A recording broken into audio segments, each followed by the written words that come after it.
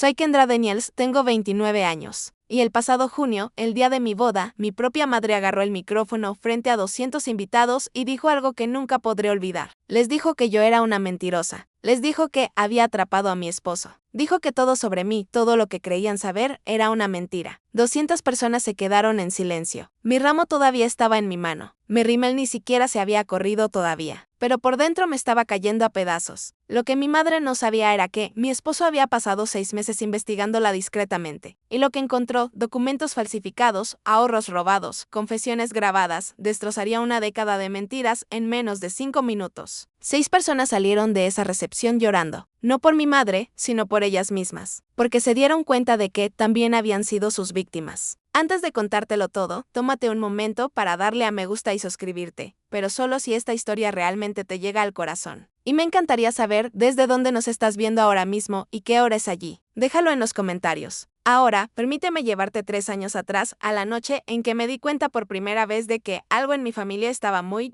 mal. Crecí creyendo que era mala con el dinero. No porque alguien me enseñara una hoja de cálculo o me señalara un estado de cuenta bancario, sino simplemente porque mi madre lo decía una y otra vez. Desde que tuve edad suficiente para sostener un billete de $1, Judith Hale controló cada centavo que tocaba nuestro hogar.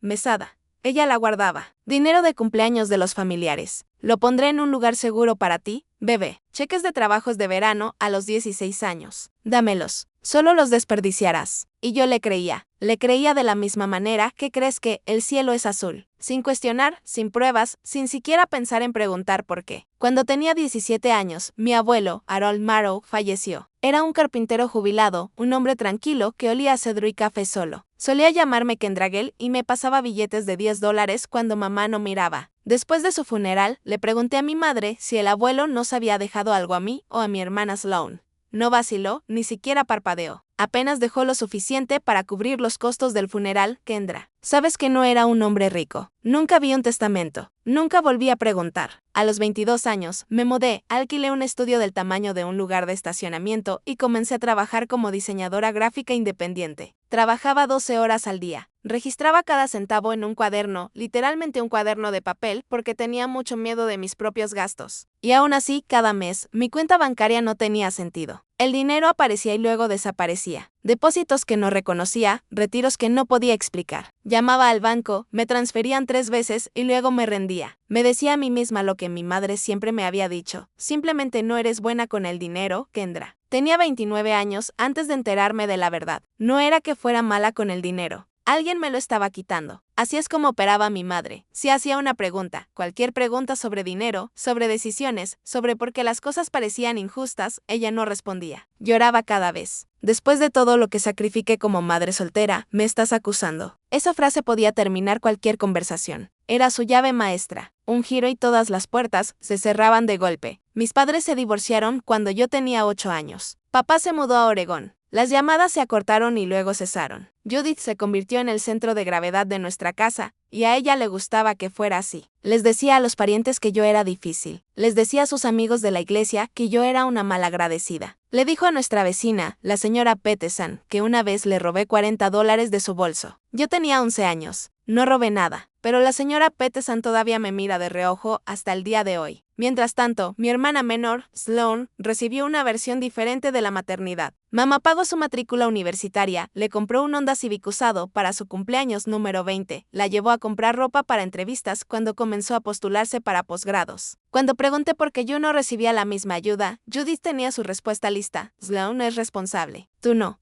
Me lo tragué año tras año. Me lo tragué como una medicina que pensaba que merecía. Luego, unos 3 meses antes de conocer a Márquez, Sloan me envió un mensaje de texto tarde en la noche.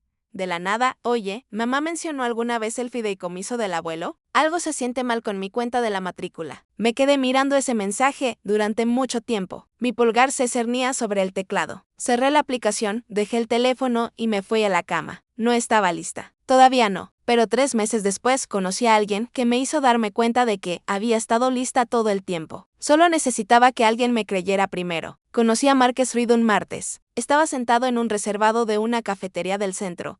con la computadora abierta y papeles extendidos sobre la mesa como si fuera la escena de un crimen. Yo estaba allí para reunirme con un cliente que nunca apareció. Pedí un café, me senté a 2 mesas de distancia e intenté no mirar al hombre que fruncía el ceño ante una hoja de cálculo como si lo hubiera ofendido personalmente. Me sorprendió mirando, sonrió y dijo: siento el desorden. A los números no les gusta comportarse. Me reí. Me preguntó si quería sentarme más cerca para no tener que gritar. Lo hice. Eso fue todo. Sin fuegos artificiales, sin gestos grandiosos, solo un hombre con ojos amables y un maletín para la computadora muy organizado. Márquez tenía 32 años, era contador forense en una firma de auditoría independiente. Su trabajo, según explicó en nuestra tercera cita, era seguir el dinero que no quiere ser encontrado. Pensé que eso era interesante. No pensé que importaría. A medida que las semanas se convirtieron en meses, Márquez comenzó a notar cosas sobre mí que nadie más había notado. Presupuestas todo, Kendra. Cada compra del supermercado, cada factura de servicios, lo tienes planeado al centavo. Entonces, ¿por qué sigues diciéndome que eres mala con el dinero? Eso no encaja. Me encogí de hombros. Tal vez solo estoy compensando. Dejó el tenedor suavemente, mirándome de la forma en que miraba esas hojas de cálculo. Cuidadoso, paciente, como si la respuesta estuviera allí si seguía leyendo. No te has comprado zapatos nuevos en 2 años. Tu abrigo de invierno tiene el cierre roto. Comes arroz 4 noches a la semana. Hizo una pausa. Eso no es ser mala con el dinero, Kendra. Eso es alguien que nunca tiene suficiente. Y no entiendo por qué. Cambié de tema, hablé de un proyecto de diseño. Él me dejó, pero la mirada en sus ojos no desapareció. Vio algo que no cuadraba. Y Márquez era el tipo de hombre que no podía dejar un número fuera de lugar. La primera vez que Márquez conoció a mi madre, ella lució su mejor sonrisa. Fue una cena de domingo en casa de Judith. Había cocinado carne asada, sacado la porcelana fina e incluso encendido velas. Solo quiero dar una buena impresión, me dijo por teléfono esa mañana. La primera hora fue bien. Judith le preguntó a Márquez sobre su familia. Elogió su corbata, se rió de sus bromas. Luego, comenzó. Kendra siempre ha sido una soñadora, dijo, rellenando su copa de vino. No es realmente una persona de acción, ya sabes, con la cabeza en las nubes. Márquez dejó su cuchillo suavemente. En realidad, ella construyó su negocio independiente desde cero. Eso requiere una disciplina real. La sonrisa de Judith permaneció, pero algo detrás de sus ojos se enfrió como una puerta cerrándose. Bueno, una madre ve cosas que una pareja no ve. Seguro, dijo Márquez. Educado, comedido, pero no estuvo de acuerdo. El resto de la cena fue más tranquilo. Sloan enviaba mensajes por debajo de la mesa. Judith recogió los platos con un poco de fuerza excesiva. Esa noche, mi teléfono sonó a las 11. No confío en él, Kendra. Mamá, fue perfectamente amable contigo. Él busca algo. No busca nada. Hombres así, elocuentes, educados, siempre quieren algo. Cerré los ojos. Mamá, por favor. Lo amo. Silencio. Uno largo. Luego, muy suavemente, ya verás. Colgó. En el auto a la mañana siguiente, Márquez dijo algo que se me quedó grabado. Tu mamá me preguntó qué hago 3 veces anoche. Solo tiene curiosidad. Tal vez, pero cada vez que decía contabilidad forense, cambiaba de tema como si las palabras la incomodaran. Le dije que estaba pensando demasiado, él asintió. No insistió. Mirando hacia atrás, esa cena fue la noche en que todo cambió. No para mí, sino para mi madre. Ella vio a Márquez claramente y tuvo miedo. Porque, por primera vez, alguien en mi vida sabía cómo seguir el rastro del dinero. Mi madre no perdió tiempo. Una semana después de esa cena, Judith lanzó una campaña silenciosa, llamada tras llamada, mensaje tras mensaje, para poner a todos a mi alrededor en contra de Márquez. Llamó primero a mi tía Kalin. Lo sé porque Kalin lo mencionó en una barbacoa familiar, tratando de sonar casual. Tu mamá dice que Márquez es bastante controlador, no es controlador, tía Kalin. Ella dijo, él vigila tus gastos. Es contador. Vigila los gastos de todos. Es literalmente su trabajo. Kalin se encogió de hombros, pero la semilla ya estaba plantada. Luego, Judith fue a buscar a Sloan. Tu hermana se está alejando de esta familia, le dijo durante el almuerzo. Ese hombre la está aislando. Sloan me lo contó más tarde. No estaba segura de qué creer. Y luego vinieron los mensajes directamente para mí. Suaves, casi dulces. Esa era siempre la versión más peligrosa de mi madre. ¿Estás segura de que Márquez no está contigo solo por estabilidad, cariño? Solo me preocupo. Nunca has sido buena leyendo a la gente. Una madre sabe, Kendra. Puedo ver cosas que tú no. Finalmente la llamé. ¿Por qué haces esto, mamá? Te estoy protegiendo. Eso es lo que hacen las madres. No se siente como protección. Un momento de silencio. Eso es porque nunca has sabido lo que es bueno para ti. Me senté en el suelo de mi cocina. Después de esa llamada, me abracé las rodillas, respiré. Una parte de mí quería gritar, otra parte quería pedir perdón, y esa parte me asustaba más porque significaba que su voz todavía era más fuerte que la mía dentro de mi propia cabeza. Esa noche, miré a Márquez al otro lado de la mesa. Estaba leyendo, tranquilo, firme. Te escucho, mamá, susurré para nadie. Pero ahora yo decido lo que es bueno para mí. Simplemente no sabía todavía cuánto costaría esa decisión. Márquez me propuso matrimonio un sábado de octubre. Me llevó de vuelta a la cafetería donde nos conocimos. El mismo reservado, la misma terrible luz fluorescente. Había escondido el anillo en un libro que había fingido estar leyendo. Algún viejo libro de tapa dura sobre leyes tributarias. Cuando lo abrió en el centro hueco, me reí tanto que lloré. ¿Es un sí?, preguntó. Es un sí. Deslizó el anillo en mi dedo y durante unos 45 segundos el mundo fue perfecto. Luego llamé a mi madre. Mamá, Márquez me propuso matrimonio. Dije que sí. Silencio. 10 segundos completos. Los conté. Espero que sepas lo que estás haciendo. Sin felicitaciones. Sin gritos de alegría. Si no, cariño, estoy tan feliz por ti. Solo eso, frío, medido, como una advertencia. Colgué y me dije que solo era el impacto. Ella cambiaría. 2 días después, recibí una carta de mi banco. Decía que una cuenta de ahorros a mi nombre había sido cerrada a petición del cotitular de la cuenta. Saldo restante, 0. Llamé al banco de inmediato. Yo no pedí esto. Ni siquiera sabía que esta cuenta existía. El representante hizo una pausa, escribió algo. Señora, esta cuenta fue abierta cuando usted tenía 17 años. La consignataria es Judith Hale. Se me cayó el alma a los pies. Las 17. Sí, señora. Agosto de 2013. Agosto de 2013. El mes en que murió mi abuelo. ¿Cuál era el saldo antes de cerrarla? Más escritura. No puedo revelar el historial completo por teléfono, pero el saldo de cierre fue retirado en una sola transacción hace 3 días. Hace 3 días, el día después de que le dije a mi madre que me iba a casar. Dejé el teléfono. Me temblaban las manos. 17. Ese fue el año en que murió el abuelo Harold. El año en que mi madre me dijo que él no dejó mucho. ¿Cuánto tiempo había estado pasando esto? Esa noche, me senté frente a Márquez en la mesa de nuestra cocina y se lo conté todo. La carta del banco, la cuenta conjunta que no conocía, el momento exacto. 3 días después del compromiso, Agosto de Márquez no gritó, no golpeó la mesa, ni siquiera pareció sorprendido. Exacto. Parecía un hombre que había estado esperando que cayera una pieza del rompecabezas y acababa de ocurrir. Puedo ver tus estados de cuenta, dijo. Todos. Vacilé.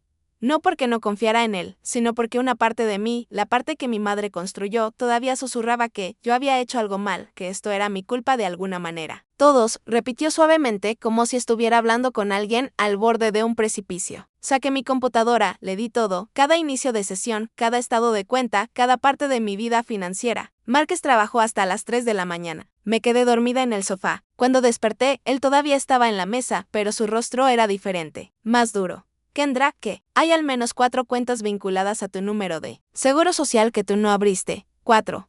Y todas han sido vaciadas sistemáticamente durante los últimos 12 años desde que tenía 17. Desde que murió el abuelo Harold. Sentí náuseas. No por el dinero, sino por la cuenta. 12 años de mentiras. 12 años de simplemente eres mala con el dinero, Kendra. 12 años de comer arroz 4 noches a la semana, mientras mi madre vaciaba cuentas que yo ni siquiera sabía que existían. ¿Qué quieres hacer?, preguntó Márquez. Me quedé mirando la mesa, los números en su pantalla, al hombre que se había quedado despierto toda la noche para encontrar la verdad porque yo le importaba lo suficiente. Encuéntralo todo, dije. Esa noche, Marcos comenzó a armar el caso. Aún no sabía que lo que encontraría sería peor de lo que cualquiera de los dos imaginaba. Márquez comenzó con el abuelo Harold. Si hubo cuentas abiertas a tu nombre cuando tenías 17 años, me dijo, probablemente hubo un evento desencadenante, una herencia, un fideicomiso, algo que creó el dinero en primer lugar. Buscó primero en los registros públicos de sucesiones, encontró el nombre de Harold Marrow en el sistema de archivos del condado. Luego localizó al abogado del abuelo, un hombre jubilado llamado Donald Fletcher, que vivía en una pequeña casa a las afueras de la ciudad,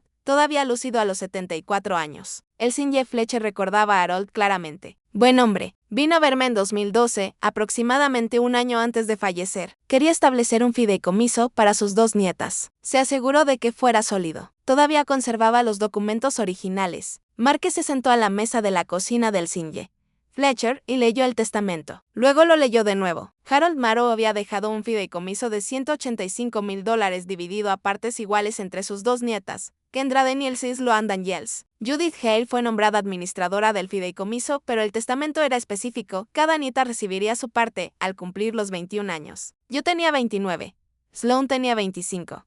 Ninguna de las dos había recibido un solo centavo. Entonces Márquez hizo la pregunta que lo cambió todo. ¿Tiene alguna otra versión de este testamento en sus archivos? El Sr. Fletcher frunció el ceño. ¿A qué se refiere con otra versión? Solo hay una. Márquez sacó una foto en su teléfono de un documento que Judith le había mostrado a la familia hace años. Decía, todos los activos pasan a Judith Hale para la administración y el cuidado de la familia. El Sr. Fletcher miró la pantalla durante mucho tiempo. Eso no fue lo que Harold firmó. Ni siquiera es el mismo formato. 2 testamentos, uno real, uno falsificado, y $92,500 que deberían haber sido míos hace 8 años. Tu abuelo no te olvidó, Kendra. Nunca te olvidó. Márquez no me presionó. Nunca me presionó, pero dijo algo que no pude ignorar. Si vamos a construir un caso real, Kendra, necesitamos que ella lo diga con sus propias palabras. Vivíamos en un estado de consentimiento de una sola parte. Eso significaba que yo podía grabar una llamada telefónica sin decírselo a la otra persona y sería legalmente admisible. Conocía la ley. Simplemente no sabía si podría soportar la conversación. Me tomó 3 días hacer la llamada. Me senté en el suelo de nuestra habitación. Márquez estaba en la habitación de al lado. Lo suficientemente cerca para escuchar, lo suficientemente lejos para darme espacio. Me temblaban tanto las manos que tuve que sostener el teléfono con ambas palmas. Presioné llamar. Ella contestó al segundo tono. Mamá, ¿el abuelo dejó algo para Sloan y para mí? Ella respondió rápido. Demasiado rápido. Ya te dije que apenas dejó suficiente para cubrir los costos del funeral. Pero alguien mencionó que podría haber habido un fideicomiso. ¿Quién te dijo eso? Su voz se agudizó. Ese Márquez te está llenando la cabeza de tonterías. Mamá, solo necesito la verdad. Y luego el cambio, el ablandamiento, el arma que había usado conmigo toda mi vida. Cariño, yo soy la verdad. Todo lo que hice fue para protegerlas a ustedes, chicas. ¿Protegernos de qué? Silencio. Podía oírla respirar, de cometer los mismos errores que yo cometí. El dinero de tu abuelo te habría arruinado. Casi se me cae el teléfono. Lo dijo. Realmente lo dijo. No que el dinero no existiera, sino que me habría arruinado. Acababa de confirmarlo todo. El fideicomiso era real. El dinero era real. Y ella se lo había llevado. Terminé la llamada, puse el teléfono en la alfombra. Márquez apareció en la puerta. No dijo nada. Simplemente se sentó a mi lado. Dijo que me habría arruinado. Se lo gastó en ella misma. Y grabó su propia confesión sin saberlo. La boda era en 2 meses. Márquez y yo tomamos una decisión juntos. No actuaríamos todavía. No hasta que el caso fuera sólido. Envió copias de todo el testamento original, la versión falsificada, los registros bancarios, la grabación a un abogado y a una copia de seguridad segura en la nube. La evidencia vivía en su teléfono, en 2 discos duros y en una carpeta bloqueada en la oficina del abogado. Si algo sale mal, dijo Márquez, estamos cubiertos desde todos los ángulos. Asentí, traté de concentrarme en la boda, el lugar, las flores, la lista de invitados, 200 personas, familia, amigos, compañeros de trabajo y Judith. Entonces sucedió algo extraño. Mi madre, que había pasado semanas intentando torpedear mi relación, de repente se volvió servicial. Me llamaba con recomendaciones de catering, se ofrecía a manejar el plan de asientos, preguntaba por los centros de mesa. Estaba cálida, comprometida, casi emocionada. Solo quiero que tu día sea perfecto, bebé, decía. Debería haber sospechado, pero hay una parte de toda hija, por mucho que haya sido herida, que quiere creer que su madre es capaz de amar sin condiciones. La dejé entrar. Pidió una cosa, un espacio para hablar en la recepción. Un brindis de madre a hija, lo llamó. Dije que sí. Sloan me llamó esa misma semana. Su voz era baja. Mamá ha estado al teléfono constantemente. Ha estado hablando con el tío Greg. Parece enojada. ¿Sobre qué? No lo sé, pero no se siente bien.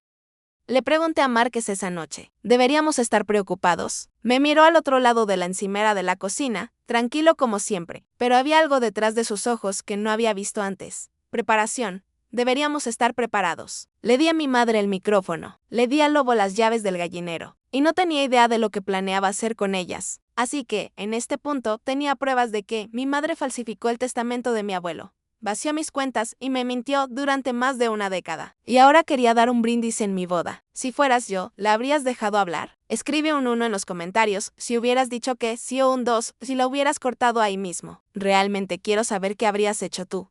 Ahora, déjame decirte qué pasó después. El día fue perfecto. Esa es la parte que lo hace peor. 14 de junio, una finca con jardín al aire libre, a 20 minutos de la ciudad. Un toldo blanco, luces de hadas colgadas entre viejos robles, mesas redondas vestidas de lino, hortensias azul pálido en jarrones de cristal. El tipo de lugar que había fijado en un tablero de visión hace 5 años y nunca pensé que realmente estaría dentro. 200 invitados llenaron las sillas para la ceremonia. Los padres de Márquez, su hermano mayor, amigos de la universidad, compañeros de trabajo, vecinos. Y de mi lado, la tía Kalin, el tío Greg, primos, algunos amigos de la secundaria, el viejo compañero de pesca del abuelo Harold, Ray, y Sloan sentada en la primera fila con un vestido verde salvia, llorando antes de que empezara la música. Caminé por el pasillo sola, nadie que me entregara. Lo decidí hace meses. Si iba a caminar hacia una nueva vida, iba a hacerlo por mi propio pie. Márquez estaba esperando al final, de pie bajo un arco de rosas blancas. Sus ojos estaban rojos antes de que yo llegara a él. Dijimos nuestros votos. Simples, cortos, reales. Me sostuvo las manos todo el tiempo. Te elijo a ti, dijo. Hoy, mañana, cuando sea fácil, cuando no lo sea. Intercambiamos anillos. Nos besamos. Todos se pusieron de pie y aplaudieron. Y pensé, tal vez me equivoqué. Tal vez hoy solo sea una boda. Una boda hermosa, ordinaria y perfecta. La recepción comenzó. Se sirvió la cena. La gente reía, brindaba, bailaba. La luz de la hora dorada se filtraba a través de los árboles. Y en la mesa familiar, mi madre estaba sentada con un vestido carmesí oscuro, más rico, más audaz, más llamativo que cualquier otra cosa en la sala. Estaba hermosa. Siempre lo estaba. Su cabello estaba peinado. Su labial estaba impecable. Sonreía a todos los que pasaban. Pero sus ojos, si sabías dónde mirar, eran fríos como el hielo. Durante 3 horas, me permití creer que esto era solo una boda hermosa y normal. El maestro de ceremonias golpeó su copa justo después de las 8. Damas y caballeros, tenemos un brindis muy especial esta noche. Por favor, reciban a la madre de la novia, Judith Hale. Aplausos, cálidos, educados, algunos de los invitados mayores. Se suponía que esta era la parte tierna de la noche, la parte en la que la madre cuenta una historia sobre su pequeña y todos buscan sus servilletas. Judith se puso de pie, alisó su vestido carmesí, tomó el micrófono del maestro de ceremonias con una sonrisa practicada. Subió al pequeño podio cerca de la pista de baile. La pantalla del proyector detrás de ella, la que habíamos configurado para un pase de diapositivas de fotos más tarde, estaba oscura. Las luces de hadas brillaban sobre su cabeza. Gracias a todos por estar aquí esta noche, dijo. Su voz era firme, cálida, segura. Miró a la multitud, luego hacia abajo, hacia mí. Quiero hablar de mi hija. Sonreí, apreté la mano de Márquez debajo de la mesa. Kendra era la niña más dulce, siempre dibujando, siempre soñando. Algunos invitados asintieron. Alguien dijo, tenía esta forma de mirar al mundo como si le debiera algo hermoso. La gente se rió suavemente. Sentí que mis hombros se relajaban. Tal vez me había equivocado. Tal vez esto era solo un brindis. Entonces su voz cambió ligeramente, un medio tono más bajo, más lenta. Pero hay cosas sobre mi hija que ninguno de ustedes sabe. Las risas cesaron. Me senté más derecha a su lado. La mano de Márquez se apretó alrededor de la mía. Judith me miró directamente a mí ahora. No a la multitud, a mí. Cosas que he tratado de decirle. Cosas que le he rogado que enfrente. Mi pecho se bloqueó. No podía respirar. Sloan, en la mesa familiar, alcanzó lentamente su teléfono, lo puso boca abajo en su regazo, presionó grabar, y luego mi madre dijo las palabras que partieron mi boda por la mitad. Quiero que todos aquí lo sepan, dijo mi madre, su voz sonando clara ante 200 rostros silenciosos, que mi hija atrapó a este hombre. La palabra atrapó golpeó la sala como una bofetada. Nadie se movió. Ella ha estado mintiendo sobre quién es. Una cuchara tintineó contra un plato en algún lugar detrás de mí. Alguien inhaló bruscamente. No podía decir quién. Toda la sala se había convertido en una única y sofocante pared de ojos. Kendra ha estado ocultando deudas, ocultando su pasado, ocultando quién es realmente de Márquez y de todos ustedes. Mis dedos se entumecieron alrededor de mi servilleta. Podía sentir las luces de hadas sobre mí, el aire suave de junio, el olor a hortensias, y nada de eso parecía real ya. Traté de detener esta boda. Judith se llevó la mano al pecho, el gesto que había perfeccionado durante décadas. Le rogué que fuera honesta. Ella se negó. Un murmullo recorrió las mesas. La madre de Márquez se llevó la mano a la boca. Su padre se inclinó hacia adelante con la mandíbula apretada. Así que, lo estoy haciendo por ella. Judith miró a la multitud ahora, no a mí, a ellos. Porque eso es lo que hace una madre. Dejó el micrófono en el podio, bajó, caminó de regreso a su silla con la postura de alguien que acababa de pronunciar un elogio fúnebre. Tan justa, tan intocable. Se sentó, alisó su vestido, tomó un sorbo de agua. 200 personas me miraban. La novia de blanco, sentada junto a un novio que se suponía era la víctima de mi trampa. No podía hablar, no podía ponerme de pie, ni siquiera podía llorar. Debajo de la mesa, el teléfono de Sloan seguía grabando. Y a mi lado, Márquez no me había soltado la mano, ni una sola vez. Se inclinó cerca, tan cerca que solo yo podía oírlo. ¿Confías en mí? Lo miré. Mi esposo, mi compañero, el hombre que había pasado 6 meses preparándose para un momento que rezaba para que nunca llegara. Asentí. Márquez apretó mi mano una última vez. Luego me soltó. Se levantó lentamente, se ajustó el saco, abrochó el único botón con la misma precisión tranquila que usaba para todo. Hojas de cálculo, listas de compras, promesas. La sala lo observaba. 200 personas que no sabían qué creer. Caminó hacia el podio, sin prisa, sin temblar. Sus zapatos resonaban contra la pista de baile de madera en el silencio. Judith levantó la vista de su vaso de agua. Por primera vez, algo parpadeó detrás de sus ojos, algo que no fue lo suficientemente rápida para ocultar. Márquez tomó el micrófono, lo sostuvo como un hombre que nunca había usado uno antes y no quería hacerlo especialmente. Ahora, agradezco la preocupación de Judith. Su voz era uniforme, ni fría, ni enojada, simplemente nivelada. De la forma en que un puente está nivelado, construido para soportar peso. Ella tiene razón en una cosa. Hay cosas que muchos de ustedes no saben. Metió la mano en el bolsillo interior de su saco. Sacó su teléfono. Pero la persona que ha estado mintiendo no es Kendra. Miró a mi madre. En realidad, Judith, tengo algo sobre tu familia. La boca de Judith se abrió y luego se cerró. Verán, soy contador forense. Mi trabajo es seguir el dinero que no quiere ser encontrado. Hace 6 meses, Kendra y yo descubrimos algo en sus registros financieros que no tenía sentido. Así que empecé a investigar. Desbloqueó el teléfono, lo sostuvo en alto y griega lo que encontré. Creo que todos aquí merecen verlo. 200 personas se inclinaron hacia adelante. Podía oír el crujir de las sillas, el roce de los sacos y los vestidos al moverse. El jardín estaba tan tranquilo que podía oír los grillos en los setos más allá del toldo. Márquez conectó su teléfono al proyector, el que habíamos configurado para nuestro pase de diapositivas de la boda. La pantalla detrás del podio cobró vida y el rostro de mi madre se puso blanco. Aparecieron 2 documentos uno al lado del otro en la pantalla. Este, dijo Márquez, señalando a la izquierda, es el último testamento original de Harold Marrow, presentado en 2012 con su abogado personal, Donald Fletcher. Notariado, presenciado, legalmente vinculante. Dejó que la sala lo leyera. Observe sus ojos moverse a través del texto. Establece un fideicomiso de $185,000 dividido a partes iguales entre las 2 nietas de Harold, Kendra y Sloan. Judith Hale es nombrada administradora del fideicomiso. El testamento establece claramente que cada nieta recibe su parte cuando cumple 21 años. Hizo una pausa. Dejó que el silencio hiciera su trabajo. Kendra tiene 29 años. Sloan tiene 25.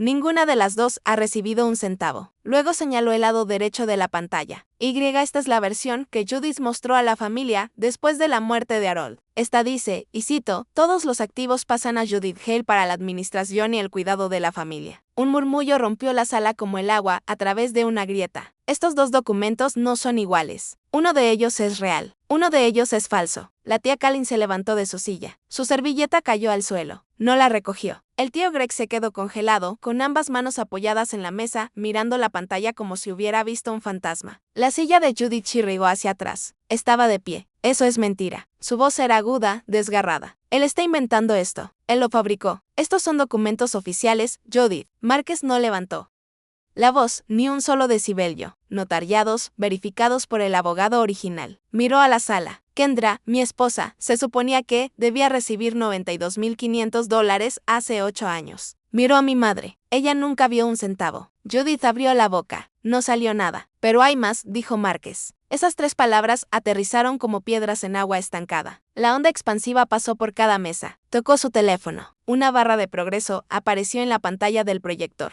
Luego un audio claro, inconfundible, llenó el jardín a través de los altavoces de la recepción. Mi voz primero, mamá, el abuelo dejó algo para Sloan y para mí. Luego la de ella, ya te dije que apenas dejó suficiente para cubrir los costos del funeral. Una pausa, mi voz de nuevo, pero alguien mencionó que podría haber habido un fideicomiso. Y Judith, cortante ahora, ¿quién te dijo eso? ¿Ese Márquez? Te está llenando la cabeza de tonterías. Los invitados se miraron unos a otros. Algunos miraron a Judith. Ella estaba de pie junto a su silla, con las manos apretando el respaldo, con los nudillos blancos. Luego vino la parte que todos recordarían. Mi voz firme, mamá, solo necesito la verdad. Y la de ella, suave, dulce, la voz de una madre que sabe exactamente lo que está haciendo, cariño, yo soy la verdad. Todo lo que hice fue para protegerlas a ustedes, chicas. ¿Protegernos de qué? Silencio en la grabación. Luego, de cometer los mismos errores que yo cometí, el dinero de tu abuelo te habría arruinado. El audio se detuvo. El jardín estaba tan tranquilo. Podía oír el hielo de alguien moviéndose en su vaso a 3 mesas de distancia. Judith acababa de confirmar con su propia voz, con sus propias palabras, que el dinero existía y que se lo había llevado. Eso fue sacado de contexto, gritó Judith. Márquez ni siquiera parpadeó. Hay 7 minutos de contexto en esta grabación. Judith, ¿te gustaría que los reprodujera todos? Ella no respondió. En la mesa familiar, Sloan se puso de pie, con el teléfono todavía grabando, con lágrimas rodando por sus mejillas. Mamá, dijo. Su voz se quebró en la palabra. ¿Es real mi cuenta de matrícula, o también me quitaste a mí? Judith se giró hacia su hija menor. No te atrevas a volverte contra mí. Sloan no retrocedió. No me estoy volviendo contra ti. Te estoy haciendo una pregunta. Comenzó con la tía Kalin. Había estado de pie desde que Márquez mostró los testamentos. Ahora salió de detrás de su mesa, con las manos temblorosas, y habló lo suficientemente alto para que todo el jardín la oyera. Judith, me dijiste que me devolverías los $30,000. Dijiste que estabas pasando apuros. Dijiste que era para las niñas. La cabeza de Judith se giró hacia ella. Kalin, siéntate. Pedí una segunda hipoteca por ti. La voz de Kalin se quebró. Casi pierdo mi casa. Luego el tío Greg. Él no se puso de pie, simplemente habló desde su silla, su voz baja y ronca, como si las palabras hubieran estado alojadas en su garganta durante una década. Ella me sacó del fideicomiso. Dijo que papá lo quería así, que no confiaba en mí para manejar el dinero. Sacudió la cabeza lentamente. Le creí durante 11 años. El primo Robert, 2 meses atrás, ella me pidió prestado el auto. En 2019, dijo que lo necesitaba por 2 semanas. Me dijo que quedó destruido en un estacionamiento. Ni siquiera presenté un reclamo porque ella lloró mucho. Uno por uno, como fichas de dominó, cada confesión sacó otra de la sala. Cada una de ellas una herida pequeña y separada que Judith había infligido y cubierto con la misma cálida sonrisa y el mismo papel de madre herida. 6 personas abandonaron la recepción. La tía Kalin salió llorando, con el brazo de su esposo alrededor de sus hombros. El tío Greg la siguió con una mano sobre su rostro. El primo Robert, la esposa de Greg, Linda, una mujer a la que reconocí como una de las amigas más antiguas de Judith. Ella se fue sin decir una palabra. Y Sloan, mi hermana, pasó por delante de nuestra madre sin mirarla,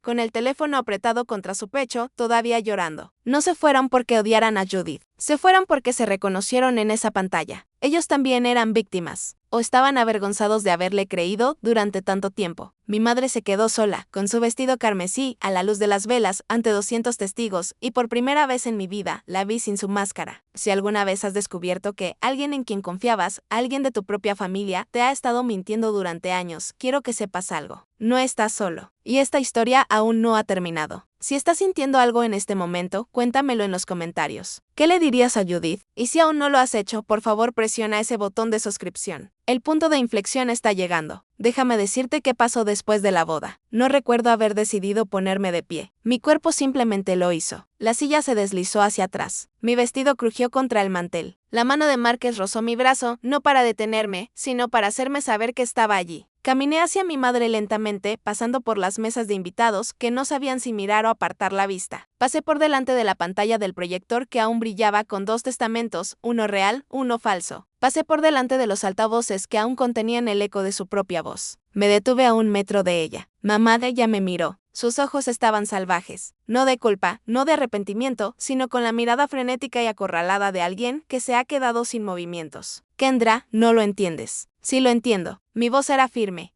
No sé cómo. Por primera vez, realmente lo entiendo. Dijiste que yo era mala con el dinero. No lo era. Tú te lo estabas llevando. Ella abrió la boca. Dijiste que el abuelo no nos dejó nada. Sí lo hizo. Y tú lo robaste. Estaba tratando de... Dijiste que Márquez buscaba algo. Sí, así era. Buscaba la verdad. La barbilla de Judith tembló. Todo lo que hice fue por esta familia. No, mamá. Todo lo que hiciste fue por el control. Respiré hondo, la bocanada de aire más profunda que había tomado en toda la noche. No voy a gritarte. No voy a montar una escena. Voy a hacer algo que nunca esperaste. Ella me miró fijamente. Voy a darme la vuelta e irme, y voy a dejar que la verdad hable por sí misma. Me di la vuelta, caminé de regreso a mi mesa, me senté al lado de mi esposo, tomé mi vaso de agua y bebí un sorbo. Mis manos no temblaban. Me criaste para ser callada, dije, sin darme la vuelta, lo suficientemente alto para que la sala oyera. Pero no me criaste para ser estúpida. Nadie aplaudió. Nadie necesitaba hacerlo. El silencio lo dijo todo. La semana después de la boda, Márquez y yo nos sentamos en una oficina de abogados en el cuarto piso de un edificio en el centro. La abogada se llamaba Patricia Sinclair, cabello plateado, lentes de lectura con una cadena alrededor del cuello, 22 años especializada en fraude de sucesiones y explotación financiera. Ella no perdía el tiempo con charlas triviales. Abrió la carpeta que Márquez había preparado, se puso los lentes y comenzó a leer. Nos sentamos en silencio durante 11 minutos. Conté los tics del reloj de pared. Luego cerró la carpeta. Tienen un caso muy sólido. Márquez asintió. Sabemos que solo el testamento falsificado podría ser motivo de una denuncia penal, combinado con los registros bancarios, las cuentas no autorizadas y la confesión grabada. Esto es un caso del libro de texto de explotación financiera. Ella me miró. ¿Qué resultado esperan obtener? Había pensado en esa pregunta durante semanas. ¿Venganza? ¿No prisión? No, solo quería lo que era mío y quería que se detuviera. Quiero que se devuelva el dinero, el mío y el de mi hermana, y quiero que se le retire cualquier autoridad legal sobre nuestras finanzas de forma permanente. Patricia asintió. Presentaremos una demanda civil para la recuperación de los fondos del fideicomiso malversados. También recomendaría presentar un informe a los servicios de protección de adultos con respecto a la explotación financiera. Me estremecí ante la palabra explotación. Se sentía demasiado grande, demasiado clínica. Pero Márquez puso su mano sobre mi rodilla debajo del escritorio y lo entendí. Era la palabra correcta. Siempre había sido la palabra correcta. No vamos a presentar cargos penales por ahora, dijo Márquez. Le estamos dando la oportunidad de enmendar esto a través del proceso civil. Patricia levantó una ceja. Eso es generoso. Mire la carpeta, 12 años de mentiras prensadas entre cubiertas de cartulina. Esto no es venganza, dije. Esto es rendición de cuentas. Patricia casi sonrió. Casi. Entonces, comencemos. Judith contraatacó. Por supuesto que lo hizo. En 10 días, había contratado a su propio abogado. Un hombre joven con un maletín brillante que claramente aún no había leído el expediente completo. A través de él, Judith emitió una declaración llamando a Kendra y Sloan hijas ingratas que intentaban cometer abuso de ancianos contra una abnegada madre soltera. Duró unas 72 horas. Su abogado revisó el paquete de pruebas de Márquez. El testamento original, la versión falsificada, los registros bancarios, la llamada telefónica grabada, el informe de contabilidad forense. 3 días después, llamó a Judith a su oficina y le dijo lo que Patricia Sinclair ya nos había dicho. Señora Hale, le recomiendo encarecidamente que llegue a un acuerdo. Judith se negó, lo despidió e intentó buscar otro abogado. 2 se negaron después de revisar el caso. Luego comenzaron las llamadas telefónicas. Llamó a la tía Kalin. Kalin no contestó. Llamó al tío Greg. Él respondió una vez, ¿necesitas ayuda, Judith? Ayuda de verdad, no de mi parte, de un profesional. Colgó. Llamó a Sloan 3 veces. A la cuarta, Sloan respondió, mamá, te quiero, pero no puedo seguir fingiendo que todo está bien cuando no lo es. Sloan, por favor, eres todo lo que me queda. Entonces empieza por decir la verdad, mamá. No tu versión, la verdad real. Judith colgó. No escuché ninguna de estas llamadas de primera mano. Sloan me las contó más tarde, mientras tomábamos un café, con las manos envueltas alrededor de la taza como si estuviera tratando de mantenerse entera. Lo que sí escuché de Márquez, quien lo supo por Patricia, fue que Judith pasó esa primera semana sola en la casa que había comprado con dinero que no era suyo. Se sentaba en la sala y miraba fotos viejas. 4 personas en un marco, ella, yo, Sloan y el abuelo Harold en un picnic del 4 de julio. No sé si lloró por culpa o por pérdida, pero sé esto, las personas que había perdido no estaban en la foto. Eran las que ella misma había ahuyentado. El caso civil duró 4 meses. Parecieron 4 años. Patricia Sinclair fue metódica. Presentó la demanda de recuperación, entregó el informe de contabilidad forense de Márquez y presentó el testamento falsificado junto con el original autenticado. El juez revisó todo. El tercer abogado de Judith, uno de oficio, después de que ella agotara sus ahorros tratando de pelear, no rebatió las pruebas. No pudo. No había nada que rebatir. El fallo fue sencillo. Se ordenó a Judith Hale devolver el monto total del fideicomiso de $185,000 más los intereses acumulados, por un total de aproximadamente $214,000, que se dividirían a partes iguales entre Kendra y Sloan Daniels. Para pagar, Judith tuvo que vender la casa que había comprado hace 6 años, la casa con la cocina nueva, el camino de entrada pavimentado, el patio trasero donde había organizado almuerzos de Pascua, la casa que costó $280,000 y se pagó en gran parte con dinero robado a sus propias hijas y los deseos finales de su propio padre. Se vendió en 31 días. Después del reembolso del fideicomiso y los honorarios legales, Judith se mudó a un apartamento de una habitación en el lado este de la ciudad, sin patio trasero, sin camino de entrada, sin almuerzos de Pascua. La tía Colleen presentó una demanda civil por separado por los $30,000 que Judith le había pedido, prestados y nunca le devolvió. Ganó. El dinero salió de los beneficios restantes de la venta. El tío Greg solicitó una auditoría formal de las transacciones históricas del fideicomiso. Se descubrieron otros $15,000 en retiros no autorizados que se añadieron a la sentencia. Judith fue removida permanentemente de cualquier función fiduciaria relacionada con los activos familiares. Y la iglesia, Grace Community Church, donde Judith había servido en la junta del Ministerio de Mujeres durante 9 años, le pidió discretamente que se retirara por un tiempo. Nadie usó la palabra expulsada. No tuvieron que hacerlo. Los números no mentían. Y esta vez, tampoco el tribunal. Sloan nunca publicó el video en línea. Me dijo que lo pensó una vez tarde en la noche cuando estaba lo suficientemente enojada como para querer que todo el mundo lo viera, pero no lo hizo. En cambio, lo envió de forma privada el tío Greg, la tía Colleen, el primo Robert, a un puñado de miembros de la familia que habían pasado años escuchando la versión de Judith de todo y nunca la cuestionaron. El video recorrió la familia como un terremoto silencioso. Nadie lo compartió públicamente, pero todos los que lo vieron salieron cambiados. Las llamadas empezaron a llegar. No a Judith, sino a mí. El primo Robert fue el primero. Lo siento, Kendra. Le creí. Debí haberte preguntado. Luego el esposo de la tía Colleen, Frank. No teníamos idea, ninguno de nosotros la tenía. Luego una carta escrita a mano, en papel crema con una cursiva temblorosa. Era de la tía Dorothy, la hermana del abuelo Harold, de 78 años, que vivía sola en una pequeña casa a 2 estados de distancia. Escribió: querida Kendra, acabo de enterarme de lo que mi sobrina te hizo a ti y a tu hermana. Harold estaría muy orgulloso de ti, cariño. Él siempre decía que tenías el corazón más fuerte de la familia. No permitas nunca que nadie te haga dudar de eso. Con amor, tía Dorothy. Leí esa carta en la mesa de la cocina y lloré tanto que Márquez tuvo que traerme pañuelos de la otra habitación. No por el dinero, sino porque alguien que había conocido a mi abuelo, que lo recordaba, me veía como él lo hacía. Pero la carta de la tía Dorothy venía con algo más. Una información que no esperaba. Tu abuelo te escribió una carta antes de fallecer, escribió al final. Se la dio a Judith para que te la entregara. ¿Alguna vez la recibiste? No la había recibido. Nunca supe que existía. Márquez la encontró 3 semanas después en una caja en la antigua casa de Judith, descubierta durante la venta de la propiedad, sellada, sin entregar. 12 años en una caja. Las últimas palabras de mi abuelo para mí. Robadas junto con todo lo demás. Abrí la carta del abuelo Harold sola. Márquez se ofreció a sentarse conmigo. Le dije que necesitaba 5 minutos. Me dio un beso en la frente y cerró la puerta de la habitación detrás de él.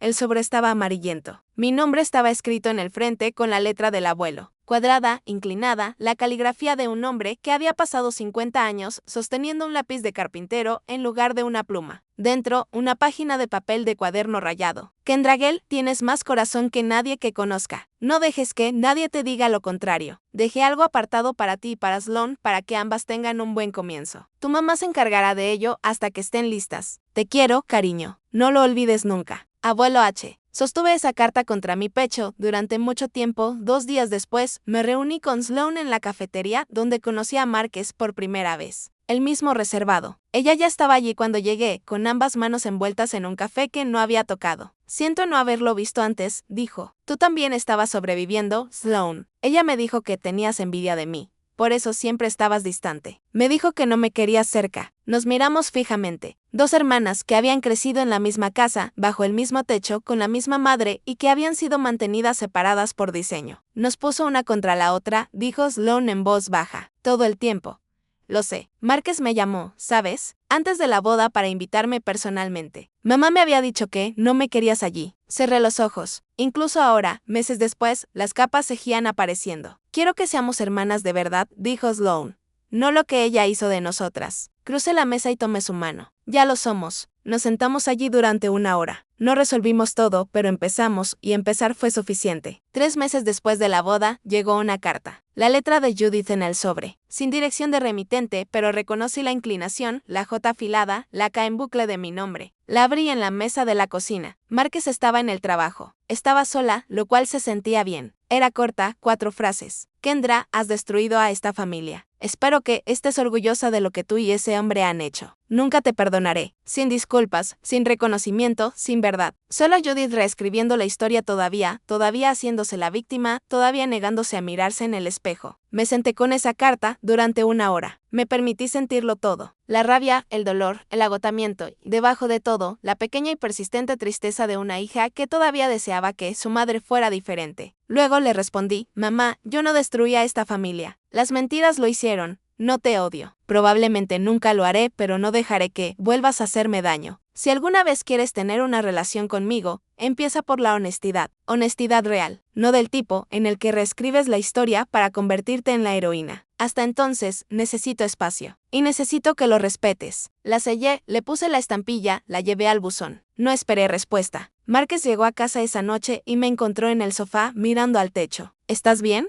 Lo estaré. Se sentó a mi lado. No hizo preguntas. Simplemente se sentó. Miré a nuestro alrededor en nuestro apartamento pequeño, alquilado, nada lujoso. En la pared, nuestra foto de boda. Yo estoy sonriendo. Márquez está sonriendo. Y en la esquina del marco, apenas visible, Sloan se ríe con su vestido verde salvia. 3 personas que eligieron la verdad por encima de la comodidad. Eso fue suficiente. Eso fue más que suficiente. El amor sin honestidad no es amor, dije a nadie en particular. Es solo control con un nombre más bonito. 6 meses después de la boda, un martes por la mañana, octubre otra vez. Estoy sentada en mi nuevo estudio, un pequeño espacio encima de una panadería en el centro, alquilado con una parte del dinero que siempre debió ser mío. Hay una mesa de dibujo junto a la ventana, una estantería de segunda mano llena de libros de diseño, una lámina enmarcada de un cardenal que Márquez me regaló porque el abuelo Harold solía decir que los cardenales eran visitas de personas que te aman. Sloan viene todos los jueves ahora. Estamos aprendiendo a ser hermanas sin un filtro entre nosotras. Es incómodo a veces. No estamos de acuerdo en todo, pero nos presentamos. Esa es la parte que importa. Márquez sigue siendo Márquez. Firme, tranquilo, sigue revisando el recibo del supermercado cada vez. La semana pasada, descubrió un error de precio en la tienda y me reí hasta que no pude respirar. Algunas cosas no cambian, gracias a Dios. Y Judith. Sloan me cuenta que empezó a ir a un terapeuta. No sé si es real o si es otra actuación. He decidido que no es mi trabajo averiguarlo. Pasé 29 años tratando de descifrar a mi madre. He terminado. Solía pensar que la fuerza significaba mantener la paz, decir sí cuando quería decir no, tragarme la verdad para que otra persona se sintiera cómoda. Ahora sé que la fuerza es estar en una habitación llena de gente y elegir la honestidad por encima de la comodidad. Incluso cuando te tiembla la voz, incluso cuando la persona a la que te enfrentas es la persona que te creó. Mi madre me dio el peor regalo que se le puede dar a alguien en una boda, pero mi esposo me dio el mejor, la verdad. Y mi abuelo, incluso desde el otro lado, nunca dejó de luchar por mí. Si estás viendo esto y algo en tu vida, se siente mal un número que no cuadra, una historia que sigue cambiando, una persona que te hace sentir pequeña cada vez que haces una pregunta, confía en ese sentimiento. No estás loca. Puede que simplemente estés rodeada de las mentiras de otra persona. Mi nombre es Kendra Daniels. Tengo 29 años y finalmente sé exactamente quién soy. Esto es lo que aprendí de todo esto.